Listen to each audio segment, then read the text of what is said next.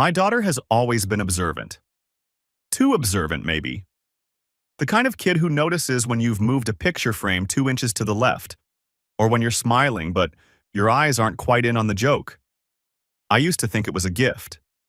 Now I know it's the thing that burned my life down and let me rebuild it better. It was a Tuesday. Honeycrisp, her favorite. I was cutting it into those little rabbit shapes she liked, the ones where you notch out 2 triangles to make ears.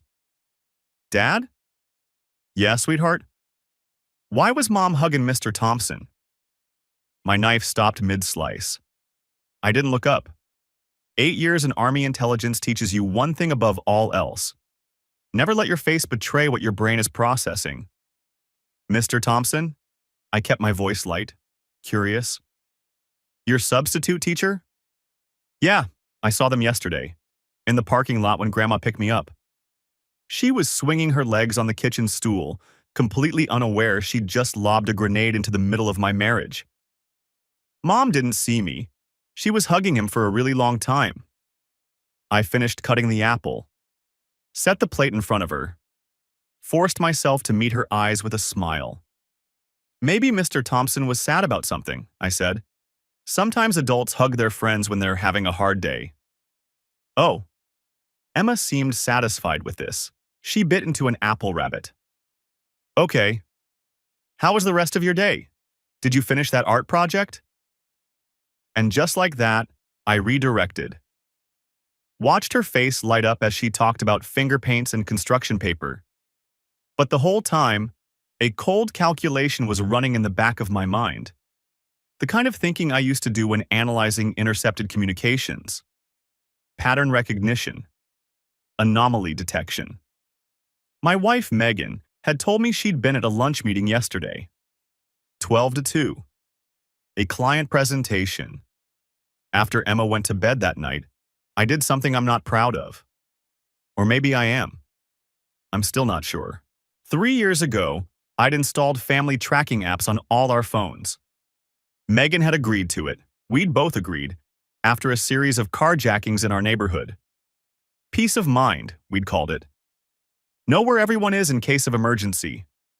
I'd never actually checked her location history, not once in 3 years. I'd trusted her. I pulled up the app, scrolled back to yesterday. Her phone had been at Emma's elementary school from 11:43 a.m. to 12:30 p.m., 47 minutes, during her lunch meeting. I sat in the dark living room for a long time after that, not feeling anything really, just processing. The next morning, Wednesday, I told my business partner I'd be taking a late start. Personal errand. Marcus didn't ask questions, one of the reasons I'd hired him to help run the firm 8 years ago. He understood that some things didn't require explanation. I borrowed my neighbor Jerry's Camry, told him mine was making a weird noise and I wanted to compare. He handed over the keys without a second thought. That's the thing about being the reliable neighbor, the one who brings in your trash cans and waves at your kids. People trust you. I parked across the street from Westfield Elementary at 11:15 a.m. Found a spot in the shade of an old oak tree, angled so I could see the parking lot near the portable classrooms. And I waited. At 11:52 a.m., Megan's white Audi turned into the lot. She was supposed to be at her office. She'd texted me that morning about a crazy day with back-to-back meetings. The message had included a stressed face emoji. I watched her park near the portables. Watched her check her makeup in the rearview mirror. I could see her head tilting, the way she does when she's making sure her lipstick is perfect. Then she stepped out. She was wearing the green dress, the one I'd bought her for our anniversary last year, the one she'd said made her feel beautiful. A door opened on the nearest portable classroom. A man walked out, tall, athletic build, that specific kind of handsome that some women describe as distinguished. He was wearing khakis and a button-down shirt, sleeves rolled up in a way that looked casual but deliberate. Derek Thompson. I recognized him from the school directory photo Emma had shown me when he'd started as her substitute teacher in January. He's really nice, Dad. He does funny voices when he reads to us. They talked.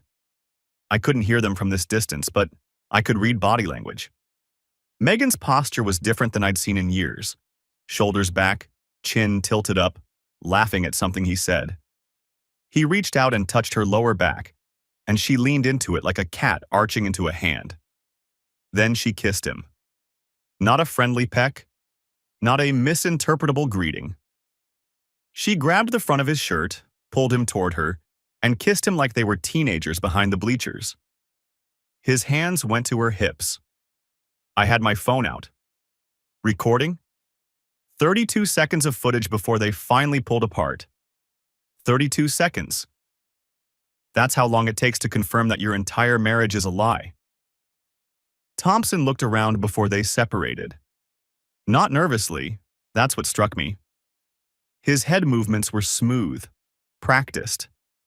He knew exactly which angles to check. The portable classrooms blocked the view from the main building. The dumpster shielded them from the street. He'd done this before, probably in this exact spot. This wasn't his first time. I sat in Jerry's Camry for another 20 minutes after Megan drove away, watching Thompson walk back into his classroom, watching kids file in for the afternoon session. I didn't feel rage. I'd expected rage. What I felt instead was cold, clear. Like all the noise in my head had suddenly gone silent, leaving only the clean hum of purpose. I drove home and went back to work. That afternoon, I picked Emma up from school like normal, walked into the main office, signed the checkout sheet, smiled at the secretary who'd known me for 3 years. "Hey, Mr. Cole. Emma's just getting her backpack from her cubby." "Thanks, Diane. No rush." And there he was. Derek Thompson walked through the office on his way to the copy room, a stack of papers in his hand. He glanced my way, nodded politely, the standard acknowledgement between men who don't really know each other. "Mr. Cole, right?" He paused, shifted the papers to his left hand, extended his right. "Emma's dad? Derek Thompson. I've had her in class a few times this year." I shook his hand. Firm grip, confident eye contact. The handshake of someone who'd spent years perfecting his first impression. "She talks about you at home," I said. "Says you do funny voices when you read." Thompson laughed, a warm, self-deprecating sound. "I do try to make it interesting. Kids that age, you lose them if you just read from the page. Emma's a great student, by the way, really sharp, asks the best questions." "That's good to hear." Emma bounded into the office then, backpack bouncing, and Thompson gave her a wave. "See you tomorrow, Emma. Don't forget we're starting that new book." "I won't, Mr. Thompson." I walked her to the car, helped her with her seatbelt, drove home in silence while she chattered about her day. And the whole time, I was thinking about his hand on my wife's hip, his mouth on her mouth, his voice calling her babe or sweetheart, or whatever pet names they used when they were alone. The man had looked me in the eyes and shaken my hand and smiled about my daughter's reading comprehension, and 15 minutes earlier he'd been kissing my wife in the parking lot. Some people are born without certain parts. That's the only explanation I have. There's just something missing in them. A circuit that never connected, a wire that never got plugged in. Normal human beings can't do what Thompson did and then make small talk about funny voices. That night, I gave an Oscar-worthy performance. "Hey, babe." Megan breezed through the door at 6:15, dropping her bag on the kitchen counter. What a day. The Hartwell presentation ran way over, and then traffic on 95 was a nightmare. "Sounds rough." I was chopping vegetables for stir-fry. I didn't look up. "Emma's finishing homework in her room. Said she'd be down in 10. "Perfect." She came up behind me, wrapped her arms around my waist. A hug. Just like the kind Emma had described. "I missed you today," she murmured against my back. "Missed you too." The lie came out smooth. Easy. I wondered how many times she'd done the same thing to me. Over the next 4 days, I became someone I didn't recognize.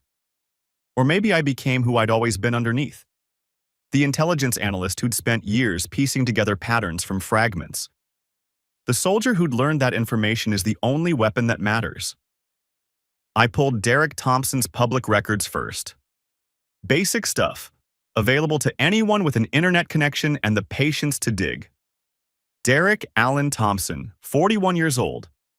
Certified substitute teacher in our district for 3 years. Previously employed by Ridgeview Elementary in a different district from 2018 to 2020.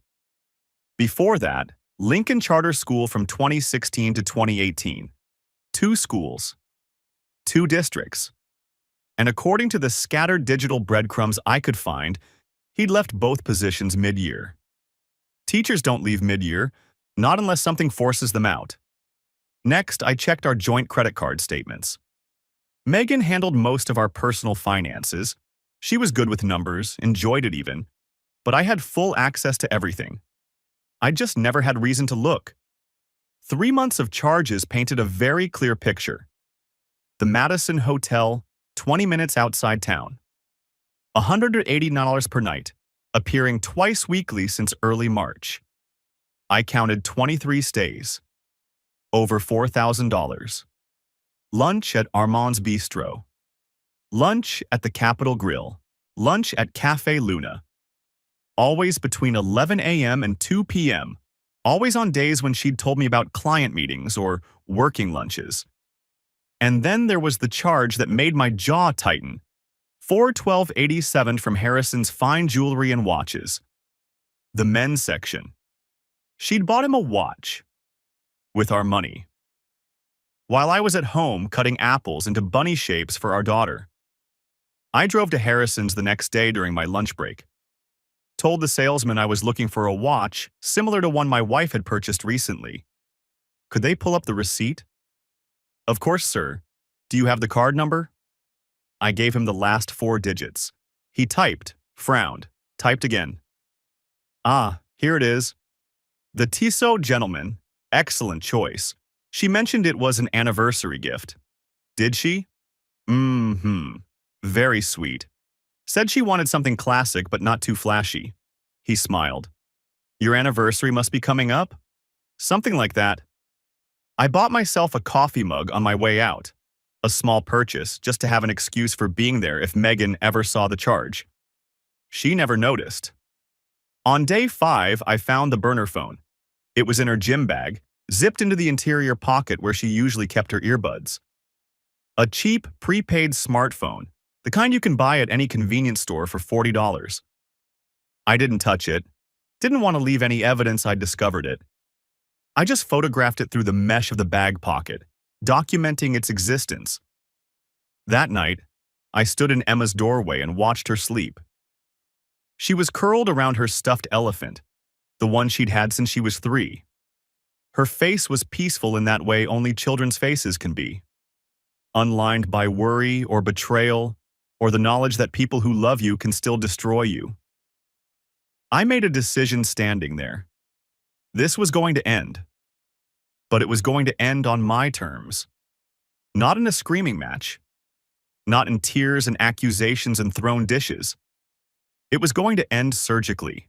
Precisely. Megan had no idea who she'd married. Week 2, I went hunting. My cybersecurity firm handles corporate investigations, background checks, digital forensics. We've helped Fortune 500 companies track down insider threats and assisted law firms with evidence gathering for litigation. I'm good at my job. Better than good. I'd never turned those skills toward my own life before. Thompson's employment history was the first thread I pulled. Both previous schools, Ridgeview Elementary and Lincoln Charter, had something in common. HR departments that got very quiet when I called, pretending to be a reference checker for a hiring company. I can confirm that Mr. Thompson was employed here from August 2018 through March 2020, the Ridgeview coordinator said carefully. I'm not able to provide additional details regarding the circumstances of his departure. Can you at least confirm he left in good standing? Long pause. I'm not authorized to characterize his departure in any way. You'd need to speak with our legal department. Same story at Lincoln Charter. Same careful language. Same brick walls. But public records told a different story. Court filings. Divorce proceedings. I found Linda Brennan on a Tuesday night, cross-referencing parent-teacher organizations at Ridgeview Elementary during Thompson's tenure with divorce filings in the same county from 2019. It only took 3 hours of searching. Linda Brennan née Whitfield. Divorced in 2019 from James Brennan. Custody of their 2 children awarded to the father, citing moral fitness concerns. She'd lost everything. I sent her an email from a new address, kept it brief. Ms. Brennan, I'm gathering information about Derek Thompson, who I believe was a substitute teacher at your children's school. I think he hurt my family too. If you're willing to talk, I can be reached at this address. I understand if you'd rather not respond. She responded in 47 minutes. I've been waiting 4 years for someone to believe me. The coffee shop was in a town neither of us lived in, 30 minutes from anywhere that mattered. Linda Brennan was already there when I arrived, a woman in her early 40s with tired eyes and a kind of wariness in her posture that I recognized. The look of someone who'd been hurt badly and was still waiting for the next blow. Patrick? She half stood when I approached. Thanks for meeting me. I wasn't sure you would actually show up. Thanks for being willing to talk. I sat across from her. I know this probably isn't easy. Easy? She laughed, but there was no humor in it. Nothing about Derek Thompson has ever been easy, except falling for his act. That part was the easiest thing I've ever done. She told me everything. She'd been married for 12 years when Thompson started substituting at Ridgeview. Her marriage wasn't perfect. She and James had been growing apart for years, the way couples sometimes do when careers and kids and mortgages crowd out everything else. She'd mentioned it once, casually, at a parent-teacher conference. Just a throwaway comment about how things had been hard lately. That's all he needed, Linda said, stirring her coffee. One crack in the armor, one sign of vulnerability. Within a month, he was everywhere. Volunteering to help with my son's reading group. Bumping into me at school pickup. He had this way of making you feel like you were the only person in the room. How long did it last? 5 months. She looked at the table. I knew it was wrong. I knew it the whole time, but he made me feel seen. That's the only word for it. James hadn't really looked at me in years. Derek looked at me like I was the most interesting woman in the world. How did it end? I tried to break it off. In April, I think. I'd started feeling guilty, looking at my kids and feeling like a fraud. I told Derek I couldn't do it anymore. She paused. That's when I found out who he really was. Thompson had threatened her. Not overtly. He was too smart for that. He'd simply mentioned casually that if she ended things, he might need to process his feelings by talking to someone. Maybe James. Maybe some of the other parents at school. He'd smiled when he said it, she told me, like it was a joke between friends. He said he'd make sure the story favored him, Linda said. Those exact words. And then 2 weeks later, before I could figure out what to do, James found out anyway. Derek had already been talking to people, mentioning things at school events, dropping hints. By the time the divorce happened, half the town thought I was an unstable homewrecker who'd seduced my kid's teacher. The custody decision? James's lawyer painted me as morally unfit. Derek gave a deposition. Very reluctant, very sad. Said he'd been manipulated by a troubled woman. He was so convincing. Her voice cracked. My own kids looked at me like they didn't know who I was.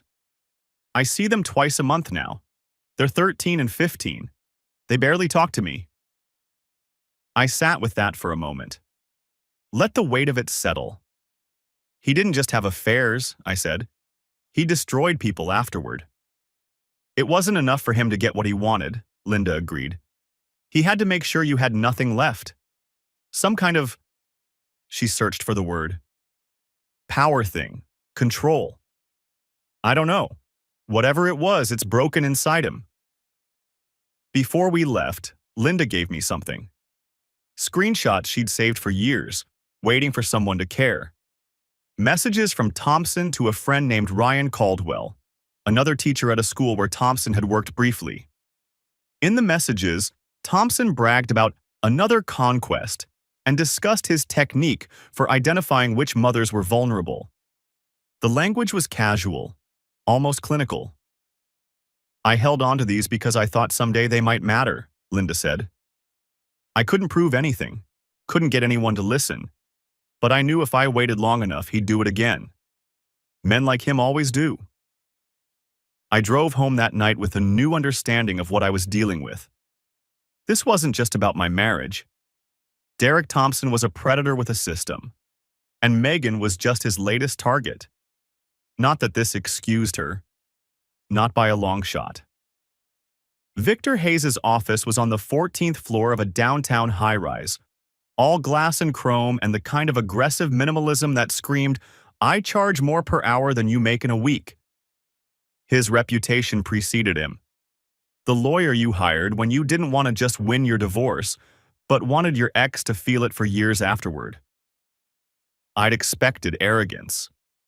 What I got was something more unsettling, genuine enthusiasm.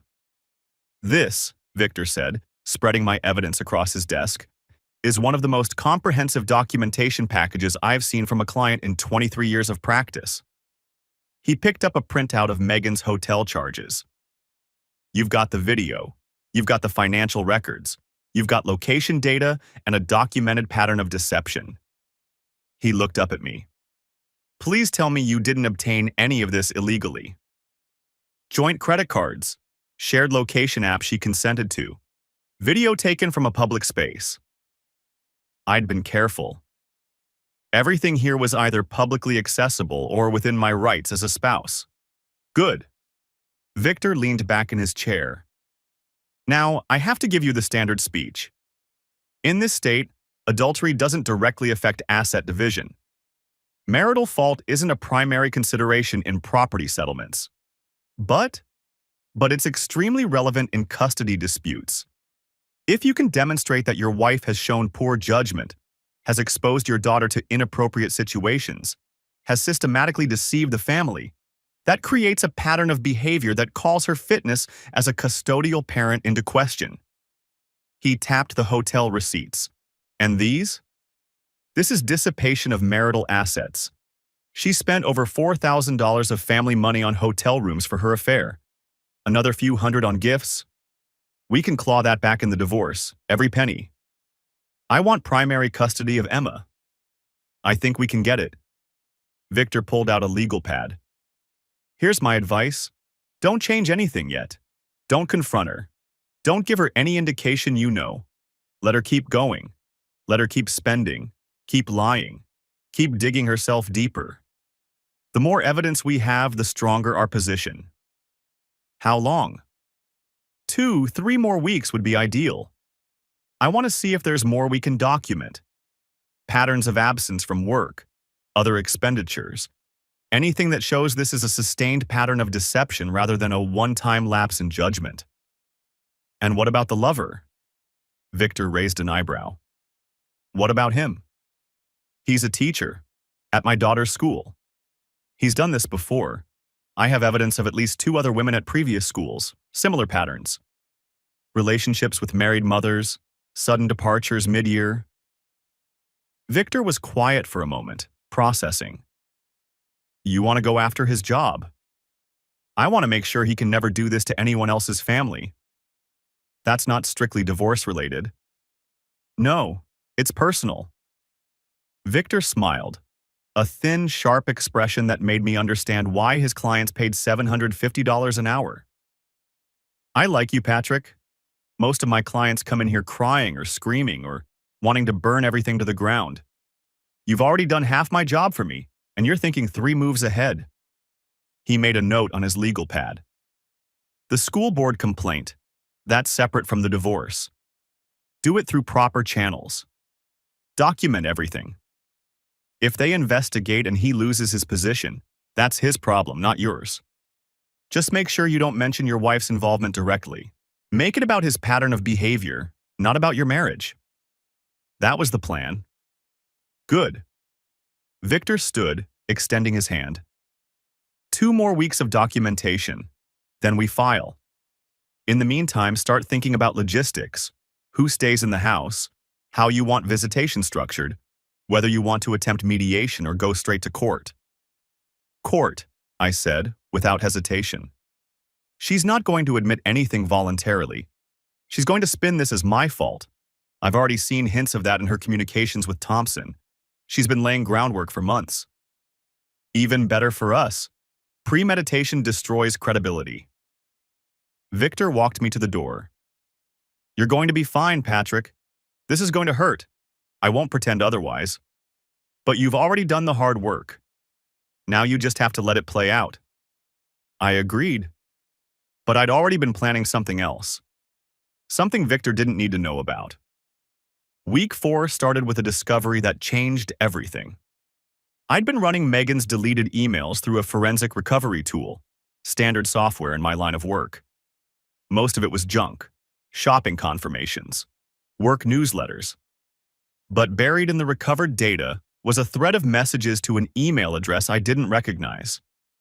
Derek Thompson's personal account. The messages dated back 5 months. Not 3, as I'd originally estimated. She'd been lying to me since February, but the content of those messages, that's what made my jaw clench for the first time since this whole thing started. He doesn't understand me. He never has. Patrick thinks he's this brilliant analyst, but he can't even see what's right in front of him. I feel trapped, like I'm living someone else's life. You're the first person who's ever really seen me. He scares me sometimes, not physically but emotionally. The way he looks at me, like he's analyzing me instead of loving me. And then, the one that made me set down my coffee and stare at the wall for a full minute. If things ever came out, I'd tell them about the emotional abuse, the controlling behavior. No one would blame me for finding comfort somewhere else. Emotional abuse. Controlling behavior. I'd never raised my voice at Megan. Not once in 10 years of marriage. I'd never monitored her friendships, never questioned her spending, never tried to dictate where she went or who she saw. The tracking app had been her idea as much as mine. She'd been the one who'd read the article about the carjackings and suggested we needed a safety system. She wasn't just cheating. She was constructing a narrative, building a defense, rewriting our entire marriage into something ugly and dark to justify her own choices. The betrayal I could understand. People do stupid things. They make mistakes. They get swept up in attention and excitement and the fantasy of something new. But this deliberate assassination of my character, this preemptive strike against who I was, this was something else entirely. I saved the emails, added them to the file, and I started planning something Victor Hayes hadn't authorized. The school board meeting was on a Tuesday afternoon. I'd requested the appointment 2 weeks in advance, through proper channels. Submitted a formal written complaint. Followed every procedure. The board members sat across from me at a long conference table. 3 women and 2 men, all volunteers, all clearly uncomfortable with what they were about to hear. Mr. Cole, the chairwoman said, your complaint references alleged misconduct by Derek Thompson, a substitute teacher at Westfield Elementary. Can you walk us through your concerns? I can do better than that. I opened my folder. I can document them. I laid out everything. Thompson's employment history, 2 districts, 2 sudden mid-year departures, HR departments that couldn't comment on the circumstances. Linda Brennan's written statement, signed and notarized, detailing Thompson's pattern of targeting vulnerable mothers. The screenshots from Ryan Caldwell's messages showing Thompson bragging about his conquests. And the video. 32 seconds of a school employee kissing a parent in the school parking lot during school hours. I didn't mention that the parent was my wife. I didn't have to. The complaint was about Thompson's conduct, not Megan's.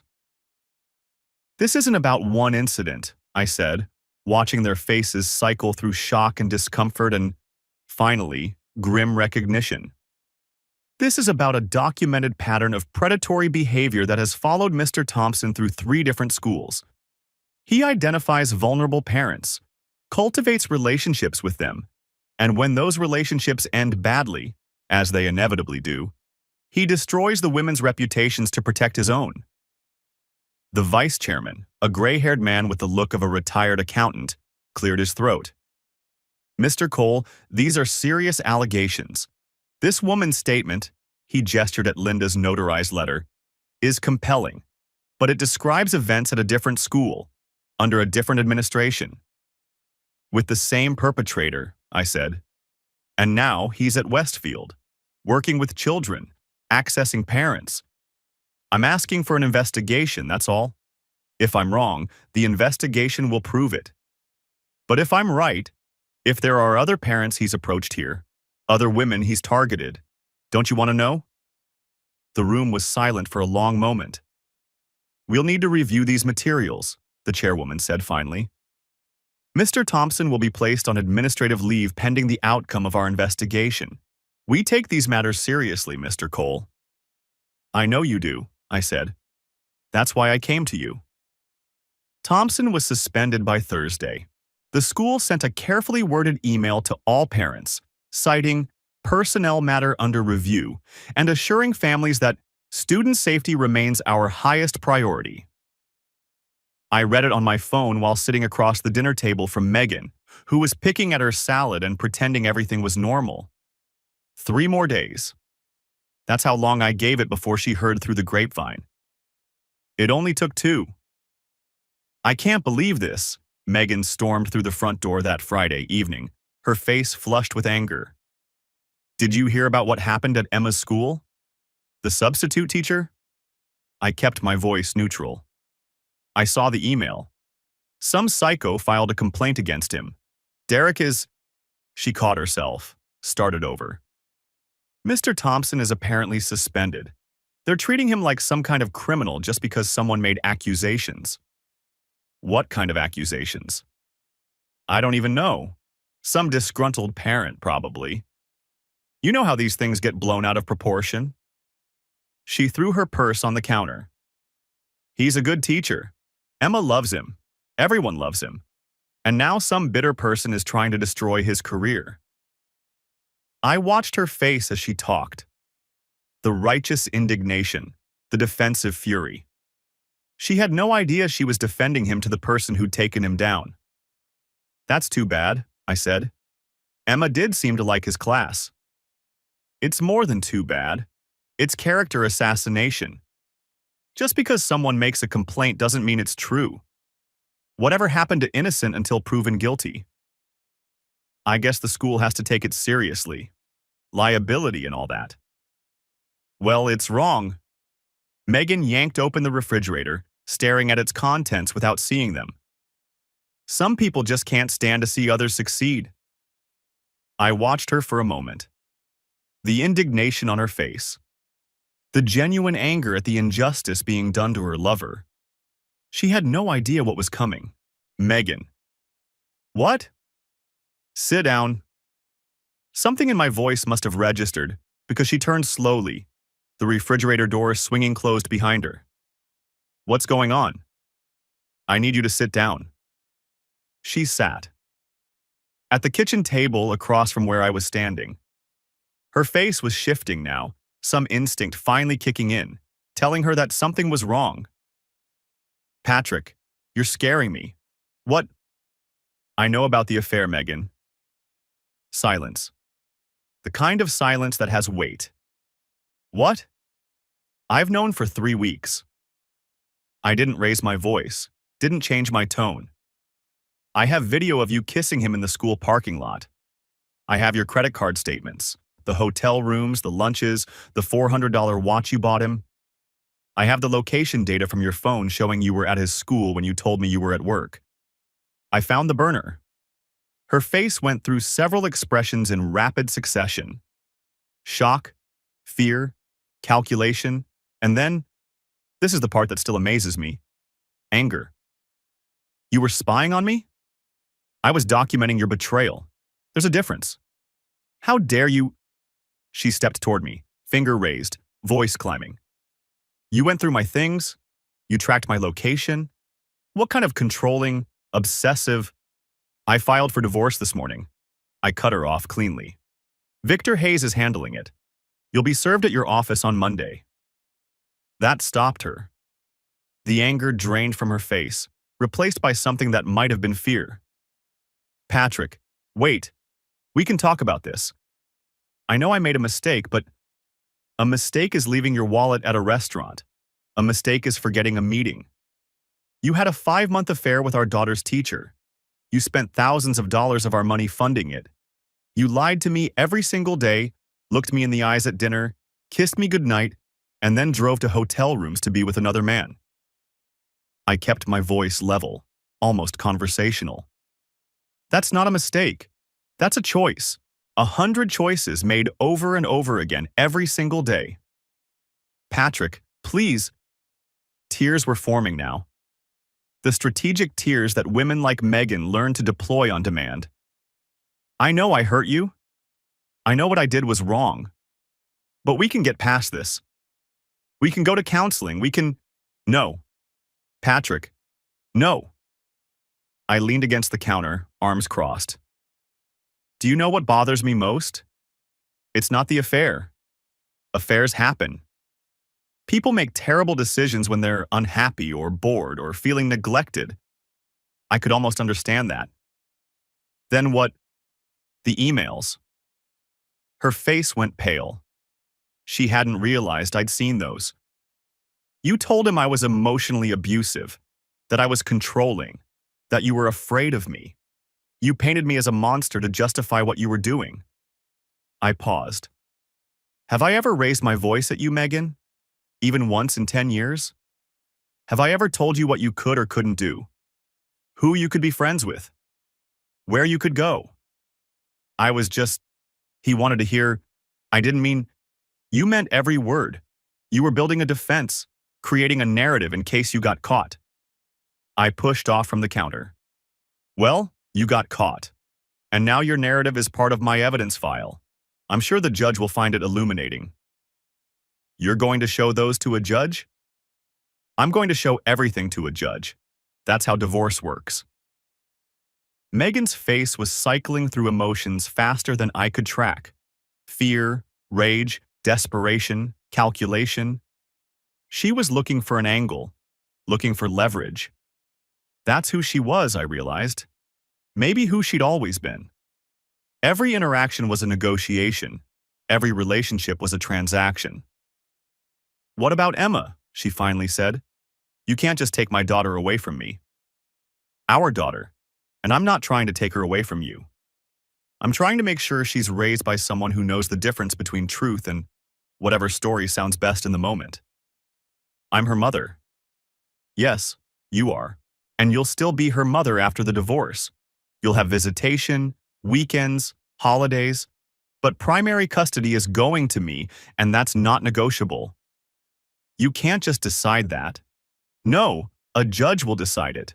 But when that judge sees the evidence, the hotel rooms, the lies, the emails, the 5 months of systematic deception, I don't think the decision will be difficult. Megan stood up abruptly, her chair scraping against the floor. If you were a better husband... I stopped, turned to look at her.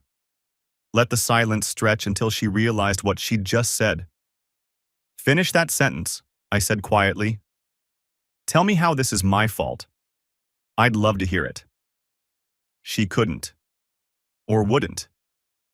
Either way, she let go of her righteous anger and stood there, in the kitchen we'd renovated together 3 years ago, looking like a stranger in her own home. This didn't have to be like this, she finally said. No, I agreed. It didn't. I walked toward the stairs, stopped at the doorway. I'm sleeping in the guest room tonight.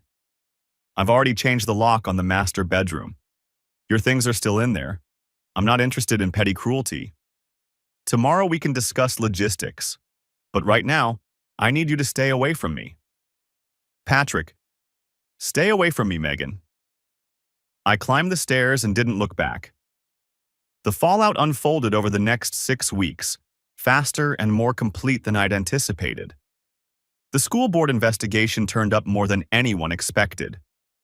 2 other mothers at Westfield came forward, reporting that Thompson had been inappropriately friendly with them. Nothing physical, but a pattern of attention, of boundary testing, of the same techniques Linda Brennan had described. The grooming behavior of a serial predator who knew exactly how to identify vulnerability. Thompson resigned before they could fire him. But it went on his record anyway. The state licensing board opened their own investigation, and Ryan Caldwell, Thompson's former friend from the text messages, provided a sworn statement. Thompson's teaching license was suspended pending review. Megan was served at her office on a Monday morning. Her assistant later told a mutual friend that she'd gone white as paper when the process server handed her the envelope. She'd excused herself to the bathroom and hadn't come out for 20 minutes. She moved out the following weekend, into an apartment across town. I'd offered to leave instead, but Victor advised against it. Leaving the family home could be construed as abandonment, could weaken my custody position. So Megan packed her things while Emma was at a friend's house, and I sat in my home office pretending to work while I listened to her footsteps going back and forth to her car. She tried to get ahead of the narrative, of course. Called her parents before I could, telling them that I'd been invasive and obsessive, that I'd spied on her and destroyed her privacy. But I'd called them first, the night before she was served. Her father, Robert Ashford, was a deacon at their church, a man who believed in accountability and consequences and the sanctity of marriage vows. I'd driven to their house on Sunday evening and sat in their living room and showed them the evidence. Not all of it, just enough. The video, the credit card statements, the watch. "I'm not here to turn you against your daughter," I'd said, watching the pain move across Robert's face. "I just thought you deserved to know the truth before she tells you her version of it." Her mother, Helen, had started crying. Robert had sat very still, his hands folded in his lap, saying nothing. "I'm sorry," I told him. "I know this isn't easy to hear." "No," Robert said finally. "It isn't." He looked at his wife. "Thank you for telling us yourself, Patrick. That took courage." When Megan called them the next day with her version of events, the controlling husband, the invasion of privacy, the unfair persecution, they already knew. Robert told her she wasn't welcome at Sunday dinner until she took responsibility for her choices. Helen refused to take sides publicly, but she called me a week later, her voice thick with tears. "I'm so sorry, Patrick. I don't know what happened to her. I raised her better than this." The custody hearing was scheduled for early October, 8 weeks after I'd filed. The courtroom was smaller than I'd expected. No grand drama, just fluorescent lights and institutional carpeting and a judge's bench that needed repainting. Megan sat at the opposite table with her attorney, a man named Gerald, something who'd come recommended by one of her colleagues. She was wearing a conservative navy dress, pearls, minimal makeup, the costume of a respectable mother wrongly accused. She didn't look at me. Not once, in the 3 hours we spent in that room. Megan's attorney tried to make me the villain. He painted me as an obsessive investigator who had violated his client's reasonable expectation of privacy and conducted surveillance more appropriate to a criminal investigation than a marriage. "Your Honor," Gerald said, standing at the podium with an air of performative concern, "my client acknowledges that she made mistakes in her marriage. She doesn't deny the affair. But Mr. Cole's response has been disproportionate, even vindictive. He installed tracking software on her phone. He recovered deleted emails from her private accounts. He surveilled her physical movements and recorded her without consent." "All within legal bounds," Victor said, standing before Gerald could build momentum. The tracking app was installed with Mrs. Cole's explicit consent 3 years ago as a family safety measure. The financial records were joint accounts to which Mr. Cole has equal access. The video was recorded from a public roadway of activities occurring in a school parking lot during business hours. Judge Harriet Connor, silver hair, sharp eyes, the kind of woman who'd probably heard every lie and excuse in the book, looked unimpressed with Megan's privacy arguments. "Let me understand this correctly," she said, peering at Megan over her reading glasses. "You're arguing that your husband violated your privacy by discovering evidence of an affair you were having on school property during time you claimed to be at work, using money from joint accounts? The same accounts your husband had equal access to?" Megan's attorney tried to object. The judge waved him off. "Mrs. Cole, I've been doing this for 22 years. I've seen a lot of marriages fall apart, and I've seen a lot of creative explanations for why the person who broke those marriages is actually the victim. What I'm not seeing here is anything that suggests Mr. Cole acted inappropriately in documenting what was happening." "Your Honor," Gerald tried again, "the sheer extent of Mr. Cole's investigation suggests—" "It suggests he's thorough," the judge interrupted. "It suggests he wanted to understand the scope of his wife's deception before making decisions about his family's future. That's not obsession. That's due diligence." She turned to her notes. "I've reviewed the financial documentation, the hotel charges, the restaurant receipts, the jewelry purchase. All of this occurred during the marriage, using marital funds for the explicit purpose of conducting an extramarital affair." She turned to Victor. "What's the total documented expenditure?" $14,700, Your Honor. We're requesting full reimbursement to the marital estate." "Reasonable, given the documentation." The judge made a note. "Now, regarding custody." This was the part that mattered. Everything else, the money, the property, the division of assets, was just arithmetic. Emma was what I'd been fighting for.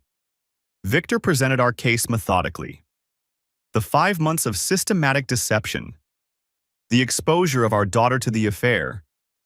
Emma had witnessed the parking lot embrace, even if she hadn't understood what it meant.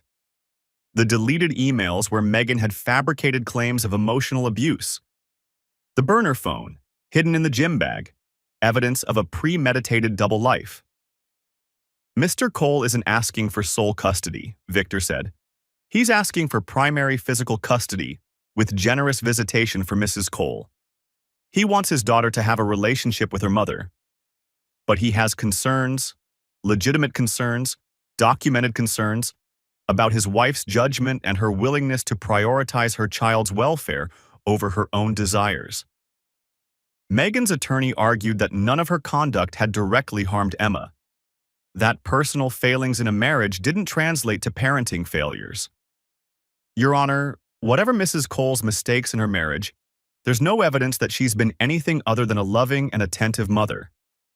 Emma wasn't physically present for any inappropriate conduct. She wasn't exposed to any adult situations. She saw her mother embracing another man in a school parking lot," Victor replied. "She asked her father about it. That's how this entire situation came to light, because an 8-year-old child saw something she didn't understand and asked questions. Children see hugs all the time. This wasn't a hug, and we all know it." Judge Connor held up a hand. "Enough. I've heard both sides." She considered for a long moment, making notes, reviewing the documents spread before her. The silence in the courtroom stretched until it felt like a physical weight. "Mrs. Cole," she said finally, "I don't doubt that you love your daughter. But love and judgment are different things. You conducted an affair on your child's school property. You were observed by your daughter in an intimate embrace with the man you were seeing. You spent 5 months lying to your family, not just to your husband, but to your child as well. Every time you told her you were going to work when you were actually meeting your affair partner, you were teaching her that deception is acceptable." She turned to me. "Mr. Cole, your conduct throughout this process has been measured and methodical. You gathered evidence legally. You didn't confront your wife until you had proper legal representation. You brought concerns about Mr. Thompson's behavior to the school board through appropriate channels. All of this suggests someone who can be trusted to make sound decisions under pressure. I said nothing. Victor had warned me not to speak unless directly asked a question. I'm also noting, the judge continued, that at no point has Mr. Cole attempted to poison his daughter against her mother. According to the child psychologist's report, Emma describes her father as fair and says he's never said anything bad about her mother. That kind of restraint, in a situation this painful, speaks to character. The ruling came down 2 days later. Primary physical custody to me. Megan got alternating weekends and 1 dinner per week. She was ordered to reimburse the marital estate for documented affair-related expenses, $14,700, payable over 18 months. I'd won, completely. But it didn't feel like victory. It felt like amputation. 3 weeks after the custody decision, I got a phone call that opened a new chapter. Is this Patrick Cole? The voice was female, shaky but determined. My name is Valerie Thompson. Derek was my husband. I saw the news about the investigation at the school. I found your name in some documents he had. I need to talk to you. I agreed to meet her. Same coffee shop where I'd met Linda Brennan, different table. Valerie Thompson was younger than I'd expected. Mid-30s, blonde hair pulled back in a practical ponytail, the kind of woman who'd probably been striking before life had worn her down. She was wearing an oversized sweater and clutching her coffee cup like it was the only thing keeping her anchored to reality. I didn't know, she said, before I could even sit down. About any of it. The women, the affairs. I thought he was traveling for work, different districts, different schools. He'd be gone for weeks at a time, and I believed him. I believed everything. How long were you married? 15 years. We have 2 kids, 12 and 14. Her voice cracked. They're asking questions now, about why Daddy's name is in the news. I don't know what to tell them. She'd found things, she told me, after the investigation became public. A second phone, hidden in his toolbox in the garage. Bank accounts she'd never known about. Names of women she didn't recognize. Not just 1 or 2, but dozens. He wasn't just cheating, Valerie said. He was living a completely different life, multiple lives. And I was just the base camp, the home he came back to between expeditions. I told her about Linda Brennan, about the other women who'd come forward, about the pattern that stretched back years, across multiple schools, multiple communities. He's not going to stop, I said. Men like him don't stop on their own. They stop when someone makes them. The teaching license? Suspended. The investigation is ongoing, but with this many witnesses, this much documentation, it's going to be revoked. Permanently. He'll never work in a school again. Valerie started to cry then. Not loud sobs, just tears streaming silently down her face while she stared at the table. Good, she said finally. That's good. At least he can't do this to anyone else's family. I connected Valerie with Linda before we left the coffee shop, gave her the contact information for the other women who'd come forward. By the end of the month, there was an informal coalition, 5 women total, all with stories about Derek Thompson, all willing to provide testimony to the state licensing board. The hearing was in January. I didn't attend, but Victor told me about it afterward. 5 women testifying. Documentation spanning nearly a decade. Character witnesses from 3 different school districts. Derek Thompson's teaching license was permanently revoked.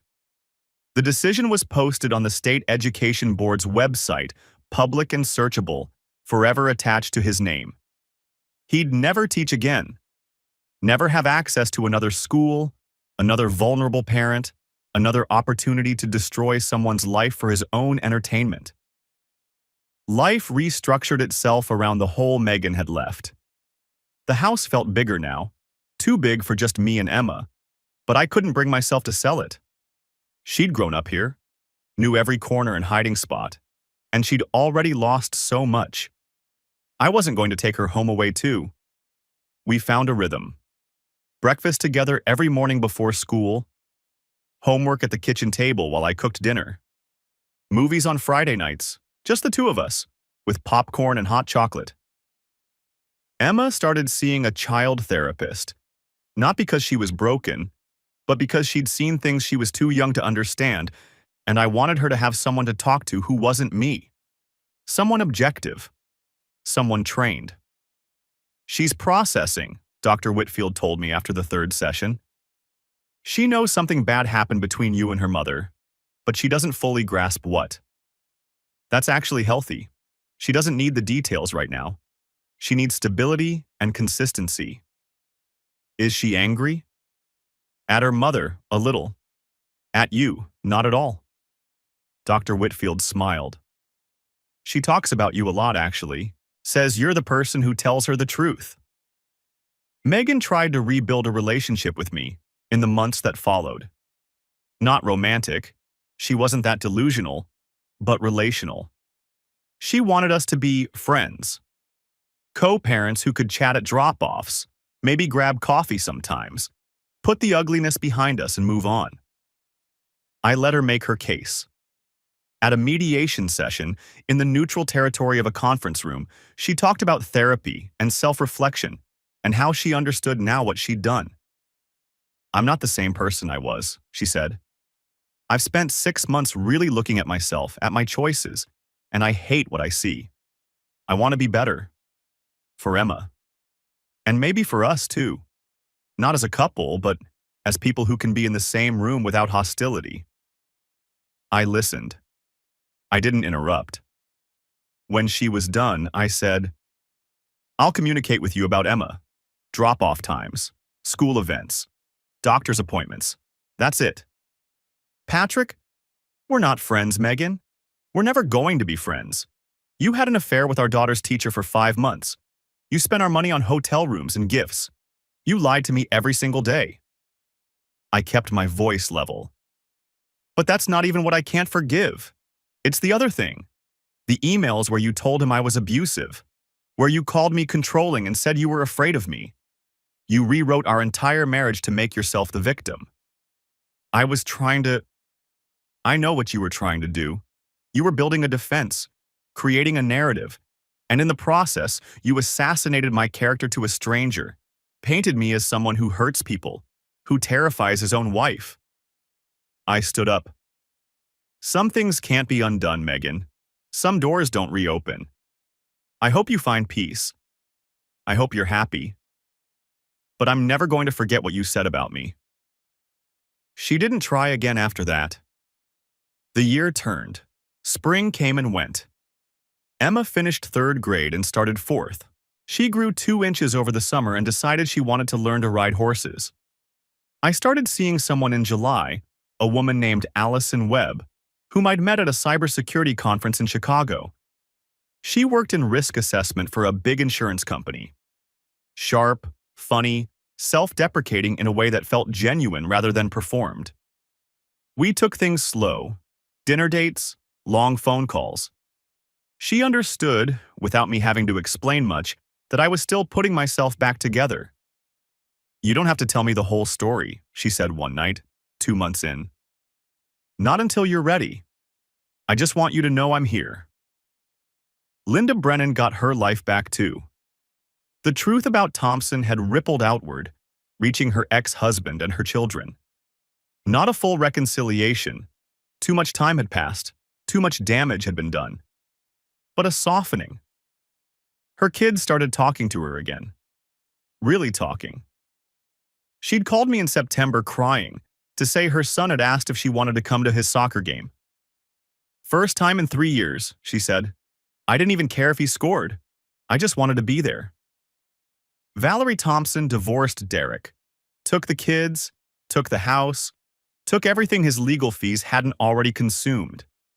Last I heard, he was living in a rented room in another state, selling cars for a dealership. Not a bad life necessarily. Just a smaller one than he'd imagined. Megan remarried the following spring, a guy from her office named Grant something or other. I saw the announcement on social media through a mutual friend. She looked happy in the photos. Maybe she was. I didn't care either way. 2 years after the day Emma asked me about the hug in the parking lot, she came home from school with a homework assignment. "We have to write about someone we admire," she said, spreading her papers across the kitchen table. "It can be anyone. A famous person, a relative, anyone." "Who are you thinking?" "I don't know yet." She chewed her pencil eraser, a habit she'd had since kindergarten. "Maybe a soccer player? Or that scientist who went to Mars?" "She didn't go to Mars," I said. "She helped land the rover." "Same thing." Emma stared at her blank paper for a long moment. Then she looked up at me. "Can I pick you?" I blinked. "Me?" "You're someone I admire." "Emma, I'm just your dad. Don't you want to write about someone more impressive?" "No." She said it with the absolute certainty only children can muster.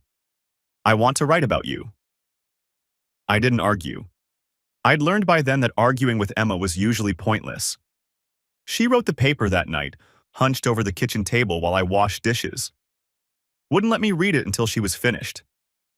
"Someone I admire" by Emma Cole, she read aloud, her voice careful and proud. "The person I admire most is my dad, Patrick Cole. 2 years ago, something really bad happened in our family. I was too little to understand everything, but I know it was hard. My mom moved away and now I live with my dad most of the time." She paused, looked up at me. I nodded for her to continue. "What I admire about my dad is that when the bad thing happened, he didn't yell or say mean things about anyone. He didn't break anything or cry where I could see. He just fixed it. He got a lawyer and went to meetings and made sure everything was okay. And the whole time, he made me breakfast and helped me with my homework and read to me at night. He never stopped being my dad, even when he was dealing with adult stuff." I set down the dish I was drying. "My dad also always tells me the truth," Emma continued. "He doesn't pretend things are fine when they're not. When I asked about Mom, he said that sometimes grown-ups make choices that hurt their families, and Mom made some choices like that, but it didn't mean she loved me any less. He never made me feel like I had to pick sides." She looked up again, checking my reaction. I smiled, even though something in my chest felt tight. I know my family is different now. I know I won't have the same kind of family as some of my friends. But I think different can still be good. And I'm lucky because even though everything changed, I still have a dad who loves me and takes care of me and shows me what it looks like to be strong without being mean. That's why I admire him." Emma set the paper down, suddenly shy. "Is it okay? Is it weird that I wrote about you?" I crossed to the table and knelt beside her chair, putting myself at her eye level.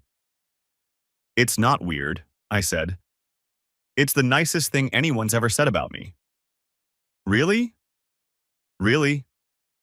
She hugged me then, wrapping her arms around my neck the way she used to when she was small enough to carry. I closed my eyes and held her tight. This kid who'd started everything with an innocent question about a parking lot hug.